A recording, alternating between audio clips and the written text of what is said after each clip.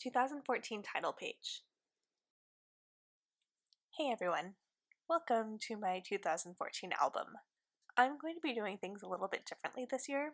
I subscribe to a few different club kits and want to make sure I'm using them. In the past, I've taken them apart right away and organized them by color, but this year I want to keep them until I've got all of them and use them right away. So I hope you enjoy this little journey I'm going to take you on. The first thing I needed to do was sort out my January photos. I ordered all of 2014 at once from Persnickety Prints. I could not be more thrilled with their service. The quality, the team, everything is awesome. Once they were separated by week, I slid them into the pockets to get a general idea of how the page would flow. I try not to have more than one opening in a row or column, so it's almost like a little Sudoku game. Once the photos were placed, it was time to break apart the kits. I wanted to grab just the cards. I opened up each package and grabbed the 3x4s and 4x6s.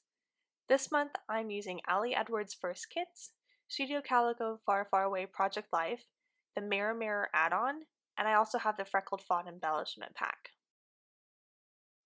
I checked out the fronts and backs of all the cards so I would have a general idea of what I had. Since I just looked through my photos, I had a few ideas of what I was going to use. When I finished looking through everything, I was ready to go. I grabbed this wood veneer die cut, which is something I would normally not use, but I placed it on my title page to make it a little extra special and to try something new. I'm really pleased that I left my comfort zone. Then I grabbed this movie review card. We had a Star Wars marathon on the 2nd, so that felt fitting. A yellow filler card for some color, and this That Was Genius card to use as a journaling prompt. Flip the page over. I added the This Year I Want To card and the This Girl card. I caption all of my photos, so sometimes I don't feel that I need much extra journaling. But for the facing page, I did use this arrow journaling card. I for sure had more story to spill. Then I found this Let the Good Times Roll card. Top right got a bright, colorful card to balance the This Girl card, and quick check to make sure the spread flowed together. I flipped the page over and started laying some cards out. I wasn't really sold on anything, so I kept flipping through. Then I found this Hello New Beginnings card. Felt fitting to use with my new desk photo. Use this cute dog with the photos of our dogs meeting a friend's dog. Then this soft blue card, captured, next to some snow. For the facing page, this ampersand jumped out at me next to this photo of Wes and our dog. One more card was needed, and I saw this All I Need Today Is card. That felt about right. Now I need to add in some 4x6 cards for the week titles.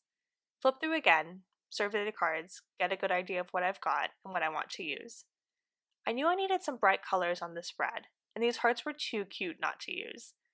Flip back to the title page. I looked through the Far Far Away 4x6 paper pad, and I loved this one with hello over and over again from a typewriter. The inside spread, I knew I wanted some color, so these lines were great. Then also something dark, so these flowers were a great touch. Last but not least, more bright color. These squares were perfect. When picking up my cards, I saw this black card with the gold dots, and that was all too pretty not to use. I swapped out the flowers for it. So here I am, ready to get started. I knew the first kits came with this awesome cork number 1, so I wanted to get that on there right away. I still needed something to title the week. Not finding what I thought I was looking for, I decided to just take all the embellishments out of the box so I could have an overview of those as well. I also opened up my Freckled Fawn kit since those were just embellishments. I decided to glue this number 1 down while I thought about how I would title the week. The Mirror Mirror alphas were the right size, so onto the card they went.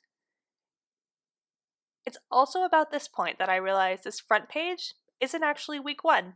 I do a Monday start, and the first Monday is on the opposite page. Thank goodness nothing is cemented down. A little swappy swap, and everything was right again. So yes, back to making a title card for the first page. The Far Far Away kit came with a mint alpha set with just letters. The Freckled Fawn kit came with a mint set of just numbers. Coincidence? Yeah, probably. But I was going to take advantage of it.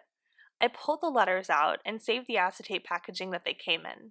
I learned this tip from Jennifer McGuire, and it's brilliant. Line the letters up on the acetate, but only put the bottom of the letters on it. So when everything is in place, you can figure out spacing on the card. Brilliant, right? It worked out so well for me. At first, I thought about connecting the scriptiness of the letters, but was not feeling it. So I flipped the letters around to the other side and started over. Once it was done, I positioned it on the card and stuck it with the side down that was hanging off the edge. Then I carefully slid the acetate away and was left with just the letters on the card. I was so pleased with how this had come out, centered and everything. It really is one of my favorite tips. I did the same thing with the numbers, lined them all up, centered them, then stuck them down. Now the card was almost done. Needed a little more pizzazz, so I used 3 of the chipboard hearts to draw some extra attention to the title. Then it came time to journal. I've always been so hesitant to write directly on cards, but this year, I just went for it. First card, no looking back. This card was very fill in the blank driven. I don't love my handwriting. After writing a few lines, my hand starts to hurt, but it was important for me to document some of my writing on the page. Then at the bottom, there are these stars to fill in to rate the film.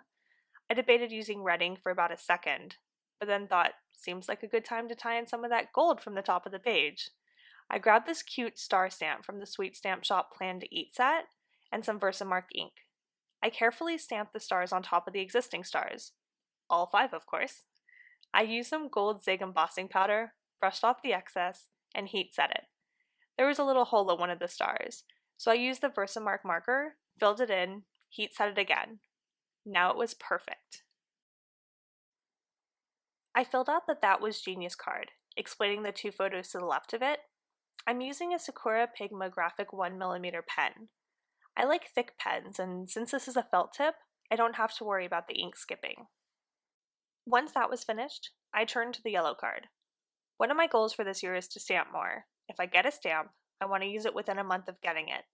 So I grabbed this Everyday Moment stamp set, one of the stamp add-ons for the month.